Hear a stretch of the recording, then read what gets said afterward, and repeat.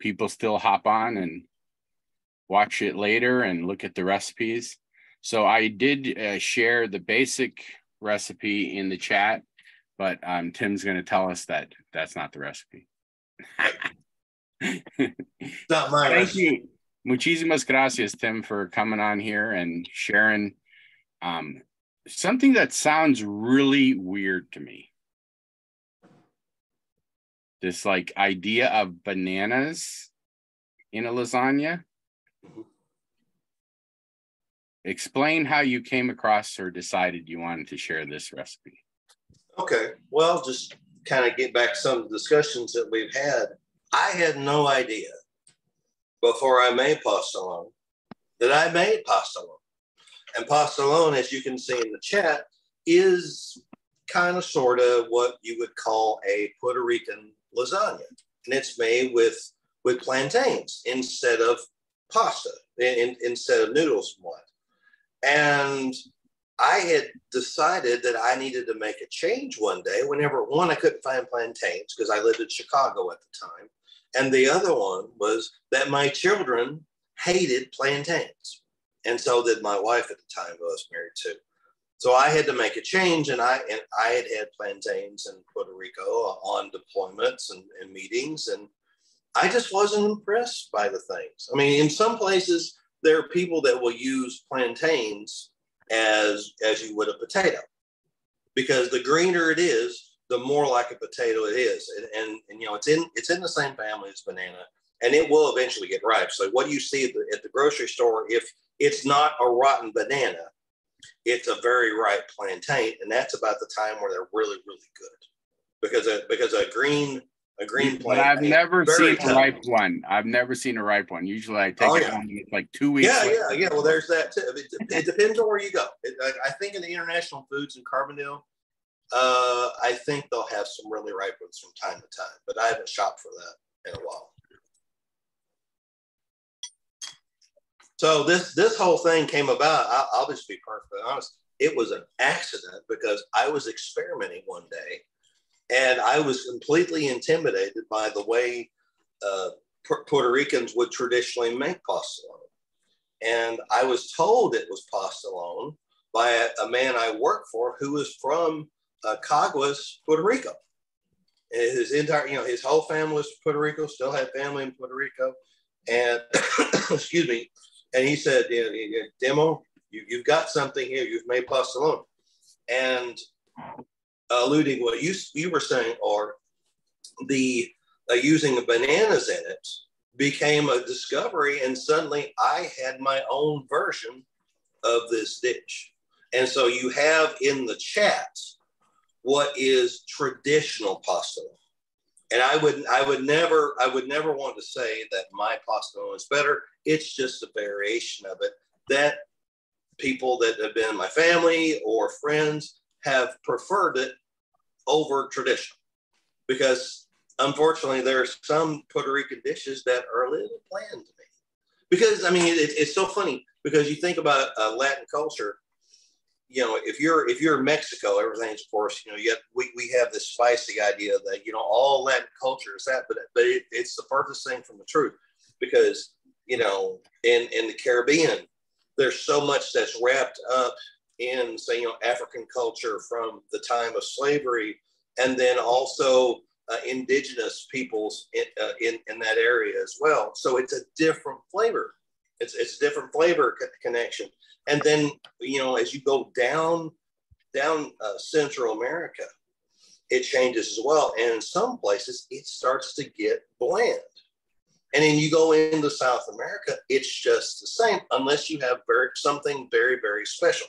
Like, say, for instance, in Mexico, you know, we pretty much have a good idea of everything that they're eating. But in Ecuador, they still eat guinea pigs, and they call it cuy.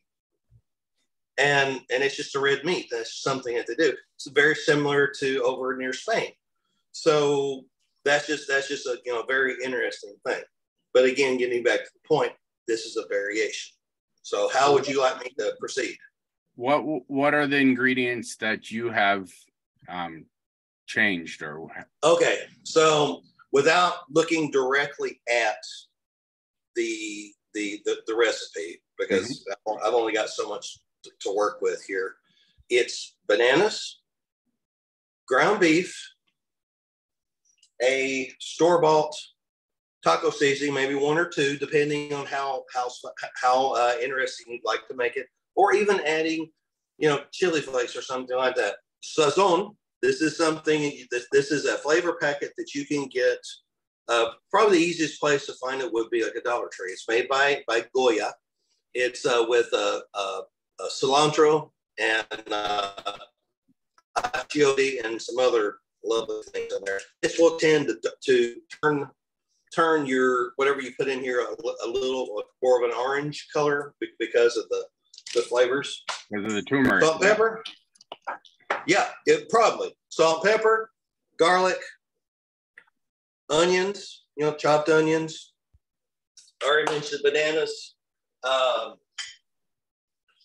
ground beef, and try to go as lean as you can because the grease can hurt your belly. That's something of mine. And then I would prefer a mixed cheese, like a 3 cheese or fiesta cheese or something like that. And the whole dish is layered. So it's more like it's like a fiesta lasagna, but instead of lasagna noodles, we're using bananas. Exactly. Okay. Exactly. And so where you have the more of a bland palate type of thing, like pasta. I guess where the plantains have that bland, very minimal flavor. This takes it to a different level, which is why I wanted to do this to try and get my children to eat it because I liked it. I wanted them to try it. And anything that I had done with plantains beforehand, they're just like going, ugh. So this was a challenge for me to make this more suitable, maybe to a non-differential American palate, and even my children. Even though, everyone in my family, my immediate family, we're all foodies anyway. So, we were going to try something, but I wanted to make it more than once because I liked it. The same with ceviche. Well, let's talk a little bit more about the bananas. Do you it seemed like the greener the banana would probably be better because get more solid. The only thing to that is that it would be more firm and it would be easier to slice. Right. But if you do that, it's going to affect the flavor because the great thing about my recipe is that is a savory and sweet combination. Okay. And something like that you mentioned, like whenever I had it over at Karen's house for our Christmas thing with Toastmasters, was that you wouldn't think it made sense. You wouldn't think that it worked together, that it would taste great, but everyone enjoyed it. So that was the great discovery. And basically I got lucky. Yep. Basically, right. I got lucky. We ready to start cooking? I believe so. So let's see. So I've got onions, I've got beef, I've got bananas, taco seasoning, and then I got this 4 cheese blend of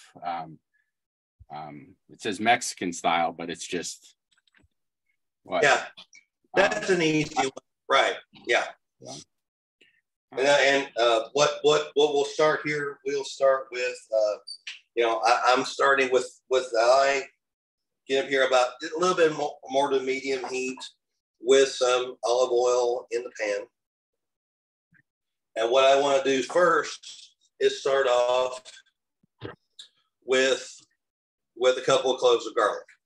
So basically, with my garlic press, something I found, because I hate cleaning stupid things out, is that I'll peel my clove of garlic and I'll cut it up into small pieces if you guys can see that. And then pretty much I'll press it from there. So let me get this warmer here, because what I'm going to do is I'm going to press it out, get it into the skillet, and when it's hot enough and it starts to work and it becomes fragrant, then I'm going while that's cooking, I'll be chopping up the onions. So pretty much I don't take a large onion. I take like a medium-sized onion, and I will chop it up while this is cooking to this consistency. Can you guys see that? Do you have a preferred type? Yeah. Do you have a preferred type of onion? Does it matter? No, doesn't matter. No, you have a yellow onion, a sweet onion, whatever it might be. Either way is fine, but I wouldn't recommend a red because I think it's too strong. But a white, but a white or a sweet or a yellow is fine. So let me get this ready here. But yeah, but see, pretty much what I'll do is I'll peel my garlic clove down, and I will pretty much with a paring knife, I will slice it up into small pieces, just in little pieces like that. Just, just enough to sit on the knife.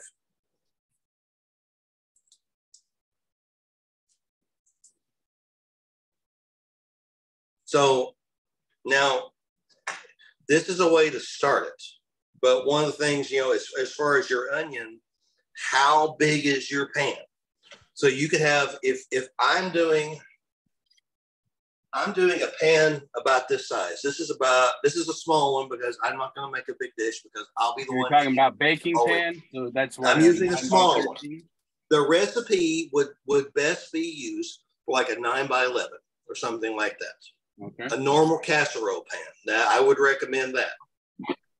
So, but what I'm doing is I'm using a smaller one because I don't want to make as much. But that's what I would recommend that.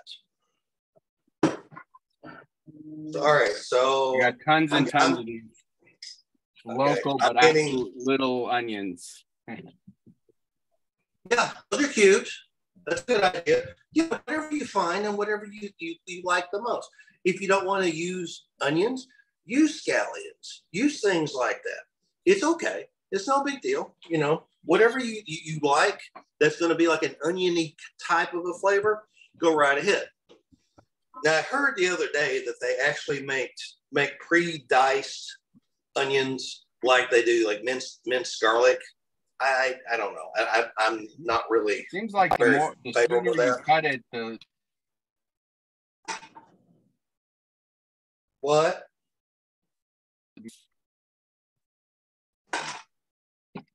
Was that?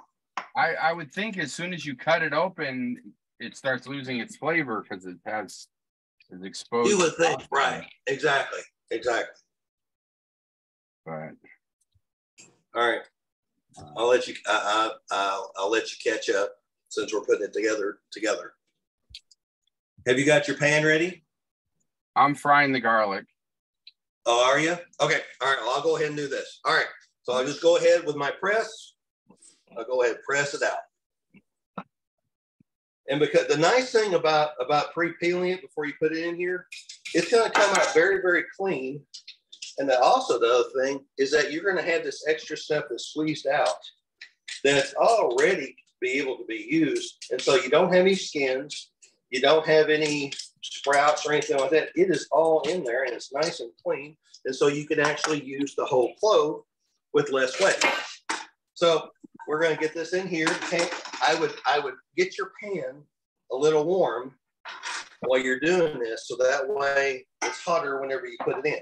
So now, did you say we take the garlic out and then add the onions, or just add the onions in, right? Start with the garlic. If you say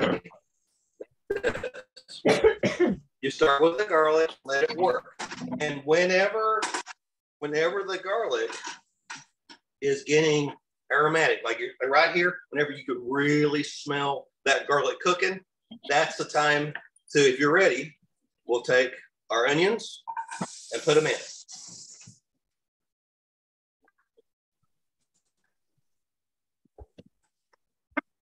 And honestly, they don't have to be fine diced. They can be rough chopped, whatever you like, however you like to do it.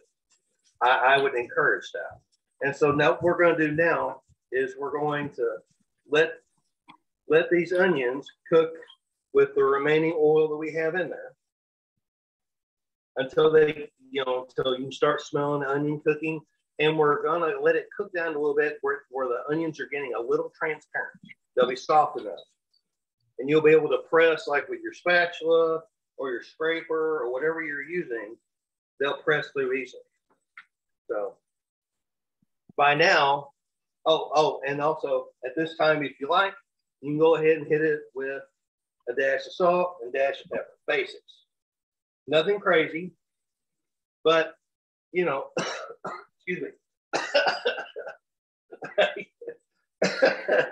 I overdid it on the black pepper. It came up and got me. All right, but basically season it right here the way you would like, because whenever you're using the lean beef, it's going to be a lot better as far as for any greases build up. So everything is going to cook out.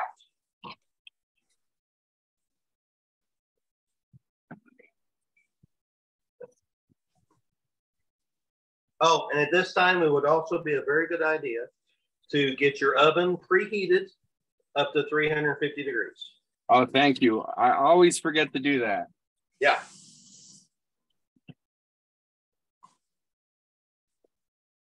Because, I mean, honestly, you can be in a rush, but, it's not going to really cost any more to go ahead and preheat the thing. At least it's going to be nice and ready for you to go whenever you slide it in. Because pastelón is basically a casserole, and then and it's no different with the version that I've come up with.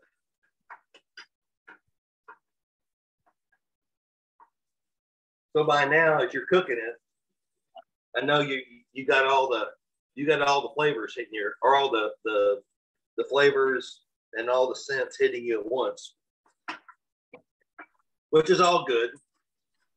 Was it what Emerald Lagasse said, that everything's getting happy, I guess? Yeah.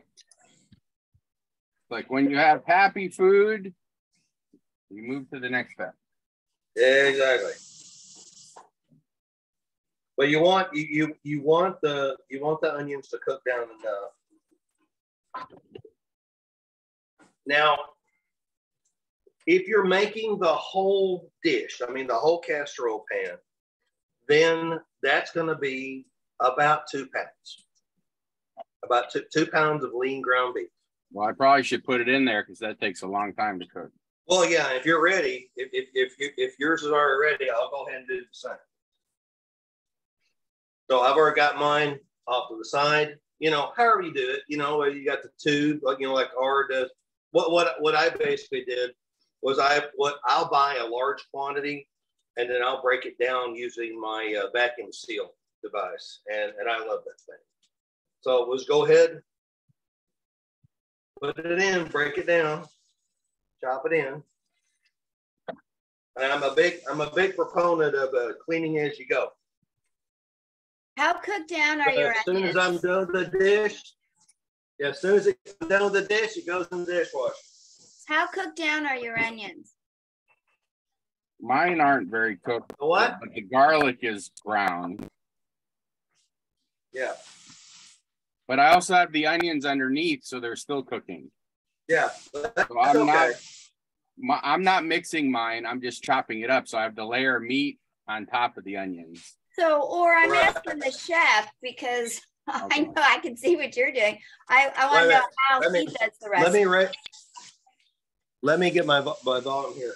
Pretty much what I'll do is I will, of course, with the garlic and the onions being at that point, where the onions are transparent, where the onion,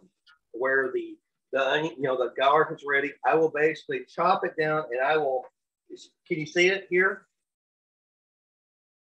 I'll lie it down flat. I'll lie it down flat where it can cook on one side, and when I feel it's just at the point where I like it, I'll flip it over and I'll chop it up, and then I'll mix it together. But how cooked is the onions before you put He said translucent. That's what I was. Translucent, yeah. Okay. And it's probably just enough, Art, that you can put your spatula or what through it. It'll just be that soft. Not caramelized soft, but translucent soft. Okay. Yeah, the onions are tender. Right. That's okay. don't know about you guys. I can't handle crunchy onions. I just can't do it. It reminds me of the first time I ever had a Crystal Burger in Tennessee when I was growing up, and I can't handle the crunch of an onion. I can't do it. I like cooked onions. I can't do it with raw onions. And then you're just gonna let it work for a few minutes, where you can see the color of the beef change while you're applying the heat, and just kind of watch it, make sure it doesn't stick anywhere, depending on how you're. And you said we still have the heat at about medium, right? Yeah, well, and depending on your stove, you may want to crank it up a little bit to cook the beef a little bit better. Now, at this time, if you like, you can go ahead and hit it again with salt, pepper for the meat itself. Because if you're using lean beef, you shouldn't have to drain it and clean it out. So now you just let it work, and you'll see that the change in it as it cooks. And I wouldn't cover it. This wouldn't be a time where you should cover, like put a cover or glass cover or anything like that. The heat is going to transfer better if it's open, and it'll cook faster, especially if you're in a hurry.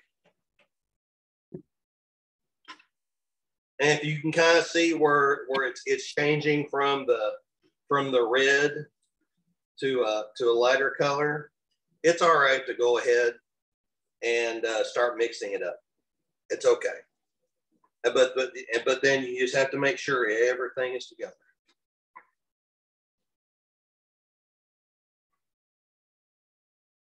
Now, the thing that I do once the meat is done is that I'm going to put in the taco seasoning and the sazon.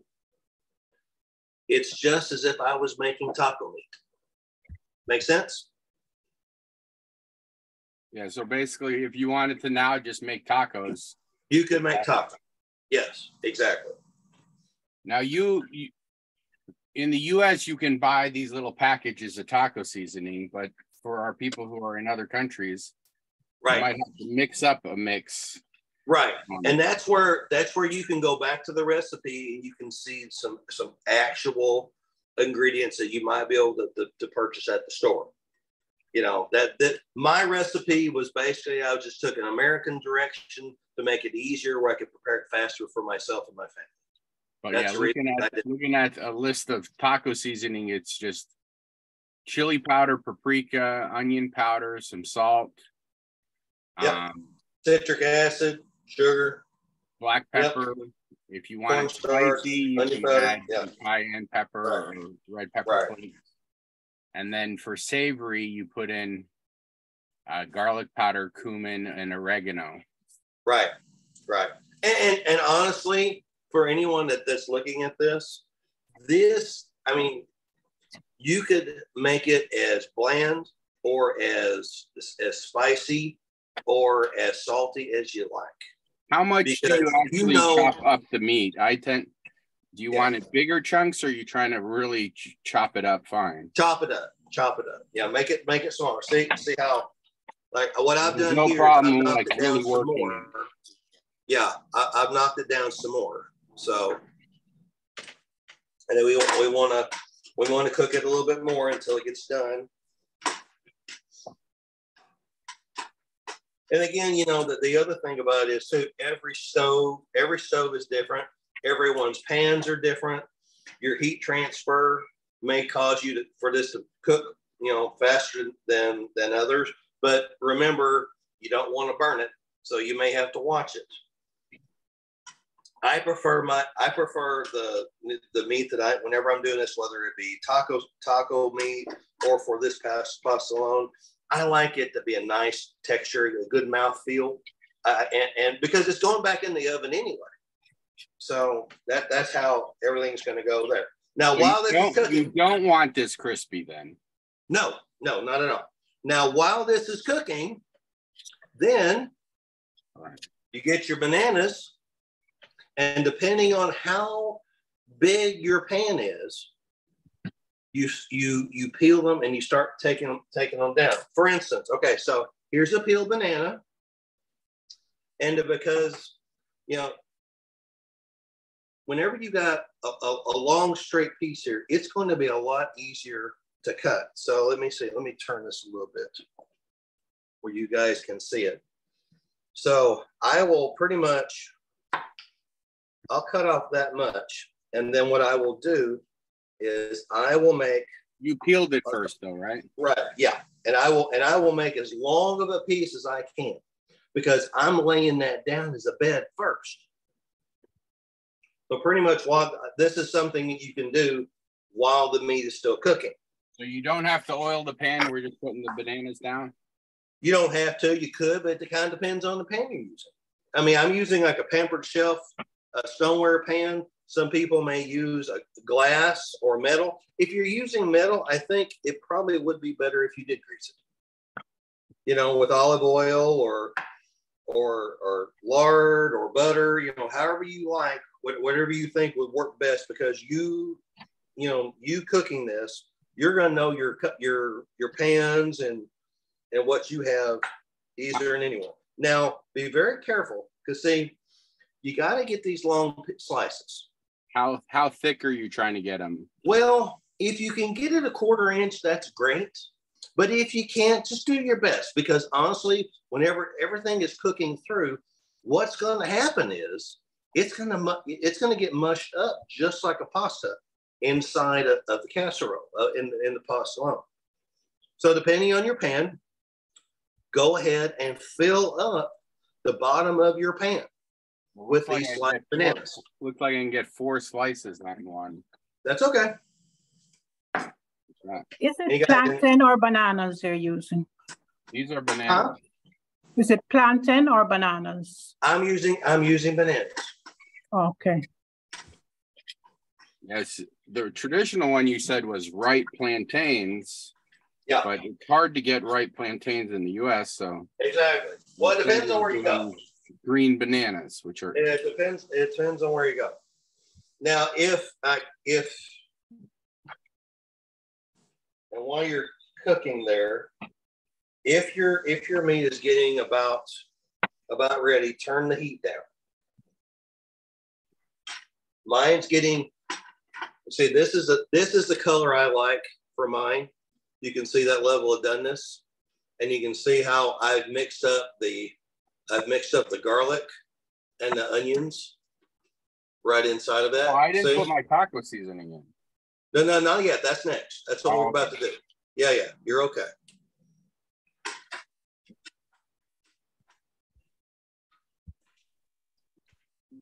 All right, so I'll let you get to the point where you've got the bottom filled there, because this is just the first layer of bananas. So what we're doing now is we're cooking the meat for the whole batch, if it's enough for your pan. That's why I say I'm making a certain amount, but if you've got a big casserole dish and you're feeding a few people, you're going to need 2 pounds of meat. All right, mine's bananas are layered. Okay, so now what we're going to do is you're going to get a cup of water. And however you do it, I'm going to go ahead and I'm going to do it the scientific way.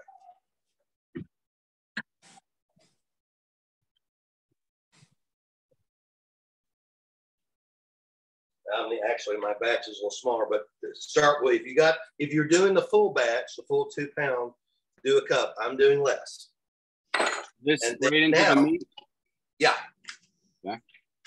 Pour it in the meat. And now you're going, once you have it in there, now you're going to take your taco seasoning. Now, you could put, if you wanted to, if you're making the full batch, you might be satisfied with 1 packet, because there's a lot of flavor here. There really, really is. Right. And then you want to mix it. Turn up the heat, probably, right? Right. Well, you could. I mean, you don't have to yet. But then this is when you'll open up your little Sazon packet from Goya.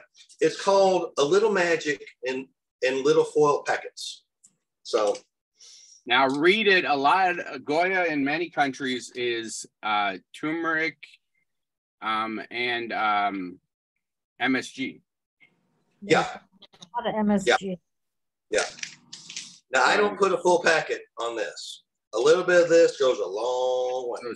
So sometimes in the US it doesn't have MSG, but usually it has. Right. So I'll sprinkle about, like for my batch, if you're doing the full batch, you could probably put the whole thing on there.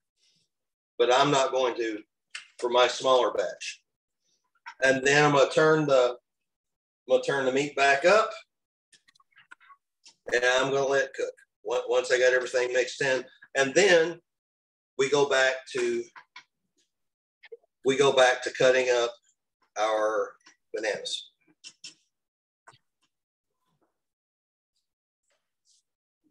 So this little seasoning packet, the taco seasoning I bought, is actually, it's got a corn flour base. Oh, cool. So that's nice. I haven't seen those before. That's nice. But yeah, I mean, if you buy the commercial, let me grab it here. Yeah. So now what we're doing, now you're going to need to let it cook down to where it's thick, not where it's, I mean, right now, you just put the water in, it's you've got the water in here. Well, that needs to cook down a little bit and mix it up a little bit because, you're making it happy right now, the whole thing of the meat that's going to go in right now. So yeah, like these little packets had corn flour, but the commercial one that you buy, like restaurant supply, has potato starch. So both of them have like thickeners in it. Right. But your traditional taco seasoning doesn't have thickener, but the nice thing about the thickener is, I guess you can, unless you drain off the fat, it'll actually saves that fat into a gravy. Right. You could, if you wanted to do that. I normally don't do that. I don't I don't use that. I don't use that for anything else. It goes all into the dish. Now, something you might do as well, and here's something that I wanted to show you guys as a representation. I cooked a little bit of this ahead. You can actually take the bananas and you can make it like a little crust alongside. See that? So whenever you bite into it, it'll have the banana on the edges as well. So that's just something that I like to do. I haven't seen that in any of the Pastelón dishes with the plantains. But you could do that around the edge. Yeah, you could do that. That's just something I do.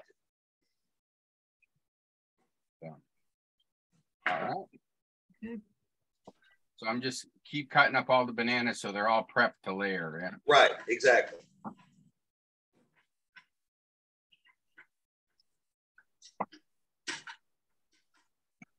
How's your oven? It's warmed up. Okay, real debate here. When you get a banana and you open it, which side do you open it from? I do what I've been doing since I was little. I just start with the top, and if it's soft in any way, which side's the top?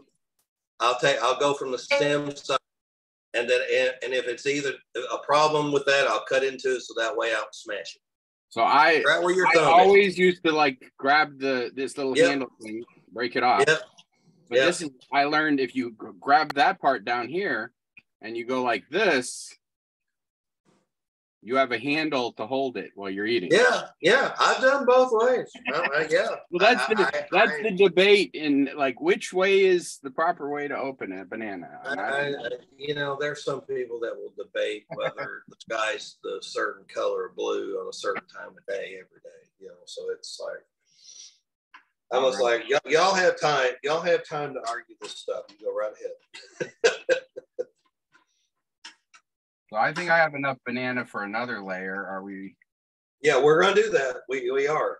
So okay. So I'm gonna go ahead and turn mine off, my stove off, and just kind of let this cool off a little bit.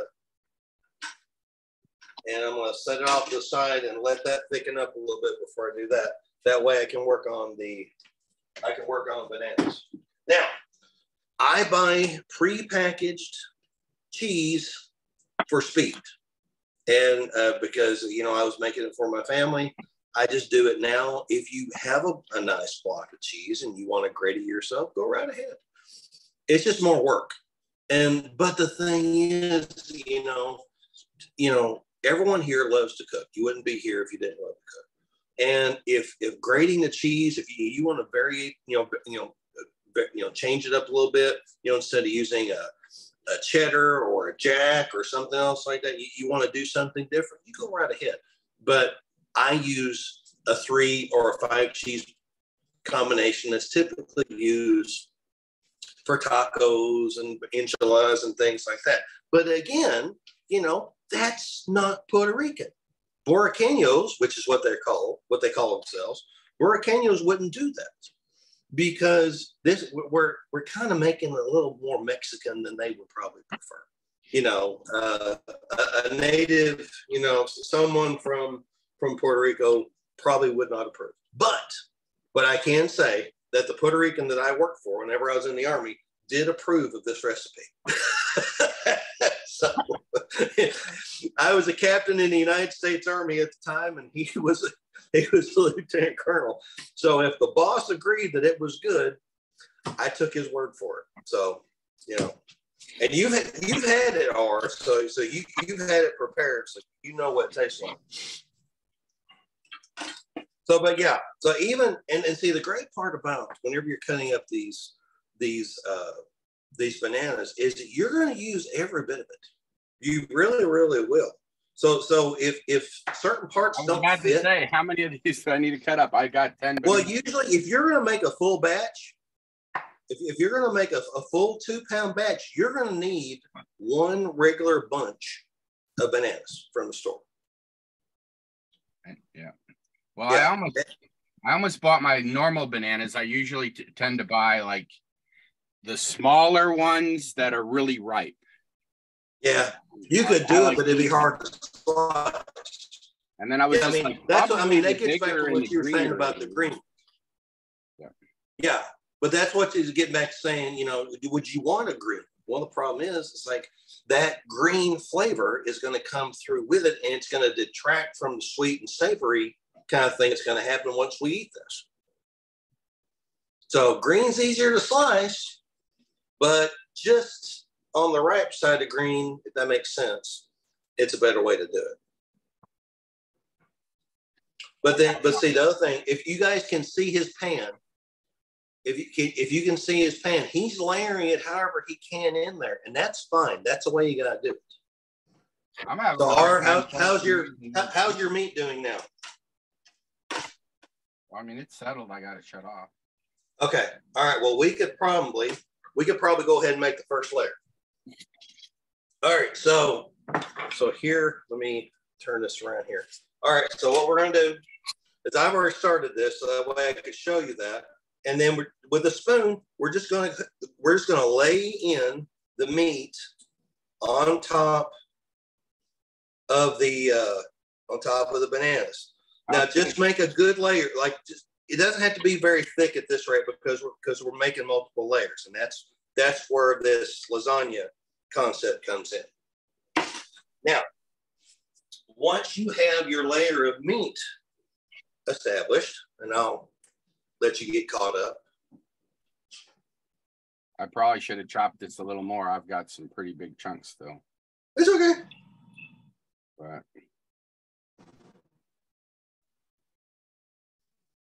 and how much do you think you were supposed to cook it down? Go ahead and make a layer where you can't see the bottom at all. All right. Yeah, you got a lot there. So just go ahead and like fill it all the way around where you can't see the bananas at the bottom. Mm-hmm. All right. Pretty cool. Now, once you get to that point, then you're going to go back to your shredded cheese, and you're basically going to make a layer of it all the way across. Now, don't get crazy with it because if you only bought so much, you're going to have to make sure you get to another level. You got to have 2 levels for this to work. So, okay, so I'm going to put in. I think enough. I can go crazy. This is a 2-pound bag of cheese. You could, exactly. So as you can see, I put in just enough there to make a good covering. Now, once you have this covering, you start again with the bananas.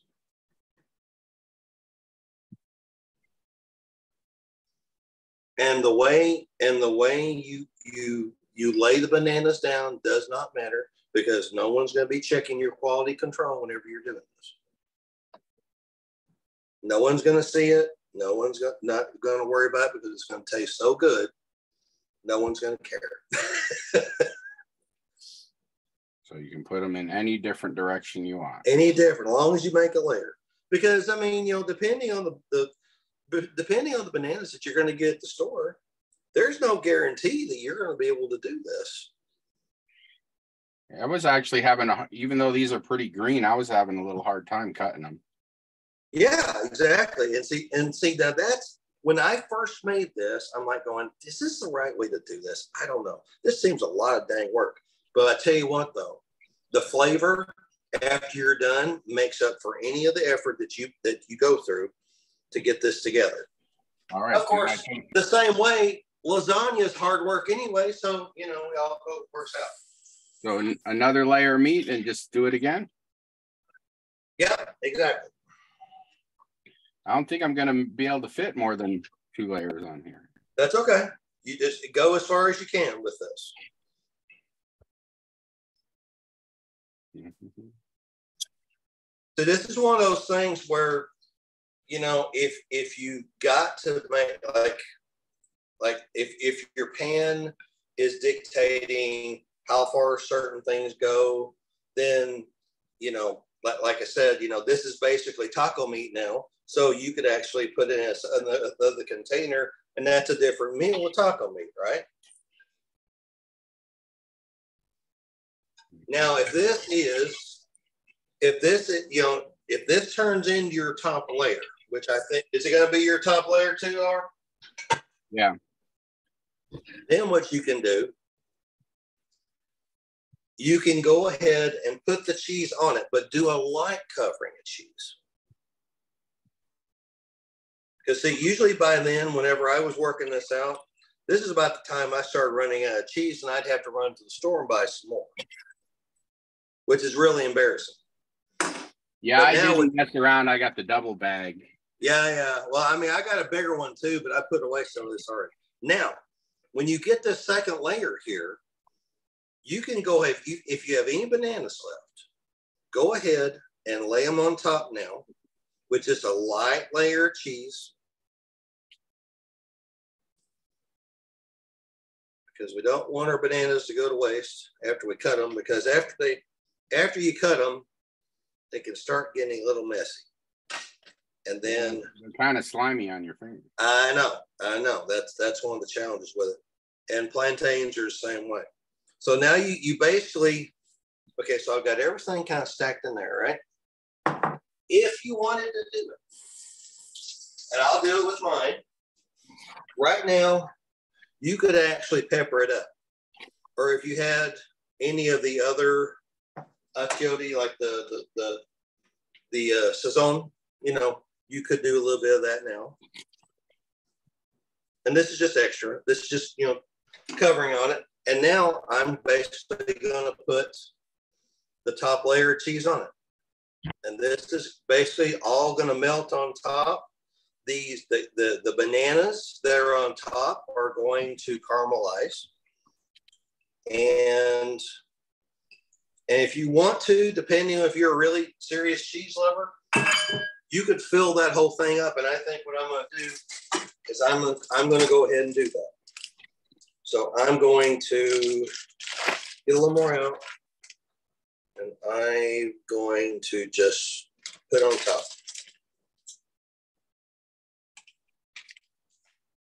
Now, the great thing about this is that your meat has been cooked. Your meat is safe.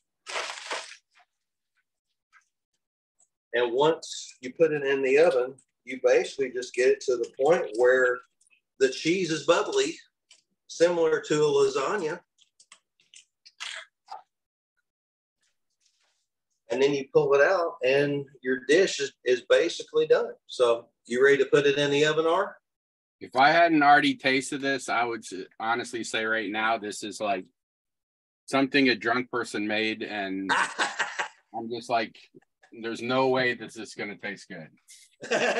Just like the idea of all these, I don't know, bananas and strong flavors all together like this.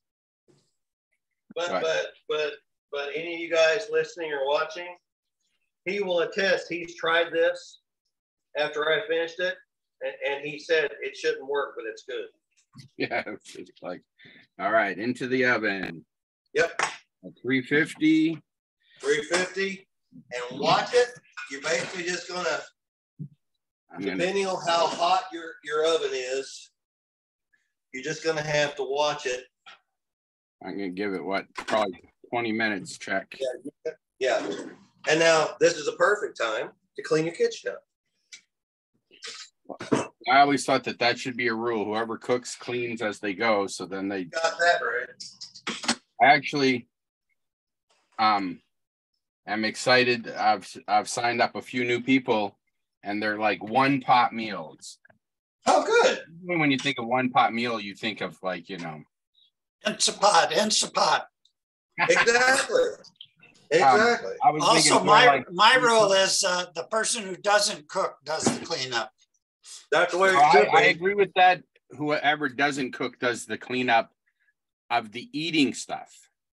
Whoever cooks, the part of the cooking process is cleaning, and then you use less pots and pans. Well, in my house, I'm all of those positions, so I don't have much choice. Yeah. And this is the other thing. If you run out of space for bananas, you just go ahead and eat the banana that you got left. So now we're waiting. Now we're waiting for this to cook. So you guys have any questions? Like, were people able to keep up? What do you eat it with? With what? Can you say that again? What do you eat it with? I mean, what do you pair it with? Well, yeah. you could have this as like say a primary casserole, and you could have some other vegetables along with it. You could have a salad. You could have a salad, like a mixed green salad with this, and that would be your meal. Or if you wanted to have stewed vegetables in a salad, or I wouldn't. If you really wanted to pay attention to your diet and not introduce any starch, I would keep like this dish with some greens and leave it at that. Because honestly, this is, I don't think it's keto, but it's pretty close, because the calories that are in the banana is would take it out of the running of being a keto meal. Plus green bananas have resistant starch, it's called. Oh, that's for keto people. That's good, they tell me. Yeah.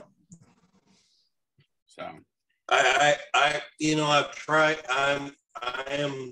I've been trying to do the keto thing for a number of months now, and watch my sugar intake. And of course, I had COVID last December, and my smelling, my sense of smell, my sense of taste is still affected. It's funny. They're like, whenever I would make pastelón in the past, the seasoning that I would use, just like we have here today, would be much spicier to me than it is now. And to be perfectly honest, I hope that sometimes this would not be too spicy for you guys, because I mean, and some other of our friends that have said, this is just right. But you need to watch it, because if you don't want it to become spicy, then you're going to have to taste of the meat as you're cooking it to make sure that part of the dish is not too much. Wait a minute, can you guys go back one step? What is resistant starch in the banana, or Reneth resistant starch? it was something Fred made up. Apparently, resistant starch works different in your body than in the normal carbohydrates. And I'm not a keto person, but I've heard that green bananas, and also, strange as it may seem, like leftover brown rice. So brown rice, I mean, a keto person wouldn't eat brown rice because they don't want to eat carbs, but apparently once that brown rice is cooked and then put in the fridge for overnight and you take it back out, somehow the starch changes and it's not as carbohydrate effective or something. I don't know. I'm not a keto person. But I've actually read that for people who are diabetics. The same thing, yeah. Applies for rice. If you eat other things before you eat the brown rice, you don't get a blood sugar spike. Really? It's I the take order. I take the rice first. That. So anyway, I'm not a keto person, but I don't eat simple carbohydrates. I always eat beans and brown rice and things like that. I think that's the problem. Yeah. If we just stopped eating processed things with sugar, it would just help us all. Yeah, just the simpler your diet, the better. Anybody have any questions for Tim? Or Tim, you have any final wrap up? How long does it take to cook and what temperature? 350 degrees. And because this the protein part of this dish is already cooked, pretty much you just have to watch the cheese to ensure that it's completely melted and cooked all the way through. Because I mean, you don't want. I mean, that's the reason why I say 350. If you went to 400 or 425 or something like that, it might get too hot, and especially if you have a pan that's rather sticky, you'd have an awful mess on the very bottom of your casserole pans. I mean, if your meat was hot itself, the cheese in the middle pretty much melted. Exactly. So technically, you could probably just pop it in the oven for like a couple minutes. The cheese on the top melts and take it back out. But then your bananas would be cool and your meat exactly would be hot. Right. It's like right now. Well, I'm going to move the camera real quick. So you're trying to get it so it's like a similar temperature. Now, so of course I haven't started the timer, but that's where we're at. Huh? I said an open oven doesn't cook. At the last minute, right. You could put it under the broiler and kind of, brown that cheese a little bit. Well, maybe. yeah, you're right. You're right. I mean, and of course, that's stuff that my oldest son would do whenever he was hungry and he was impatient, and he would crank the oven up to 500 degrees. That's whenever he wanted his chicken nuggets and his pizza rolls done a certain way. And we're on our third pizza stone right now because of that. It definitely would be stranger if you had, the banana still cool and the meat hot. If you like popped it in, melted the cheese on top, and then just took it right back out. Yeah. So, but yeah, if your bananas were at room temperature, essentially you could do it really quick, but exactly. You don't want the undercooked meat, but if the banana's a little undercooked, it's not dangerous or anything like that. Exactly. So you're basically just trying to get it so that the whole thing's warm and the cheese on top's melted. Exactly. Because I mean that first layer of cheese is already going to be working so much, and then putting the warm meat and all on top of those bananas, that's cooking that too. So you've got a very simple caramelization process going on right there as well. So you're not really cooking the banana. Right now, the great thing about it, it's all mixing, getting happy right now. So here's a question: could you replace that meat with canned beans and make it vegan? You could, but I think you'd have to be. I think it wouldn't be vegan. I mean vegetarian. Yeah, vegetarian. Oh, well, I think what you could do, you would have to be. I think you'd have to either spice it up, or you'd have to have a savory type bean. That and even if you wanted to do it, it would take a little bit of work. Basically, chili beans.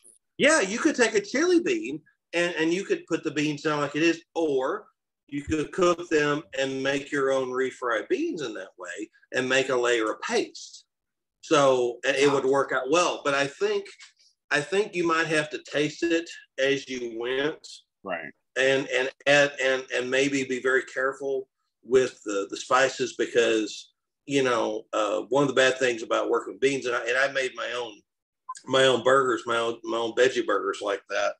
It's so easy to make it. They're bland as hell, and you just have to be careful about that, because I mean, we want you to come back on and teach us how to make veggie burgers. Well, I gotta figure that out. So I mean, it's a way. I mean, unfortunately, though, with that, I'm not using all natural ingredients. I'm pulling some things off the shelf, and I'm trying to stay away from. I grew up, veggie burgers were basically leftover patties that you added flour to. It's just like whatever was left over. So no recipe. No. It's like no, seriously, leftover rice, leftover veggie stir fry, leftover beans, all together. Add some what is the is there? What's the Pakistani? Is there a Pakistani or Iranian dish with the baked rice? It's got a crunchy. You cook it and then you flip it over and then you cut into it. Yeah, a lot of cultures like a crunch on the bottom of their rice when they cook it. Yeah, and a lot of Asian cultures too. Right, and I can't remember what it's called. I was really intrigued by a recipe that I saw someone prepare it, and it was a traditional Iranian dish. I'm just going to take the pan out just for a minute so everybody can see it, and then we'll wrap up here. Yeah, I'll just take it out and set it on top of the oven here. Well, it'd help if I had 2 oven mitts instead of I'm Superman and I'll get mine too. Here we go. Yeah, I mean mine is there you go, all melted. Looks good. Ooh. So I'm gonna leave it in there to keep. Yeah. I don't think it's melted to the center. I was gonna give it a good 20 minutes and it's been 12. So but I thought we would just wrap up and then we can take a picture at the end to post. Yeah. I'll put mine back in there, let it work a little longer. But all right. Any questions? This was weird enough and unique enough that whenever I go to a restaurant, I try to pick the weirdest thing on the menu just to try it. And I'm like 85% of the time just blown away by. Oh, yeah. Definitely. So you don't think of, sweet with savory. You don't think of, I don't know, certain things as like. Especially in American cuisine, there's a big separation, it seems like. Most people don't even go that way because it's such a complex flavor. They're turned off by it. They look at absolutes, which I think is a terrible mistake. Yeah. Yeah. All right. Any final questions or anything? We'll wrap up. Thank you, Tim, for sharing this unique twist on Pastelón. Yeah. I hope you guys enjoy. And the most important thing I can say is like enjoy it and make it your own. If it's something typical of your family that you want to add to it, if you want to change around, you want to use chicken with it or pork or something like that, you go right ahead. I mean, this is just the way that I made it based upon an existing. And honestly, if you wanted to go the more traditional way and use plantains, if you can find them, do it. And just enjoy doing it. And many blessings to you guys and your families. Or Caribbean style, use some breadfruit. That's true.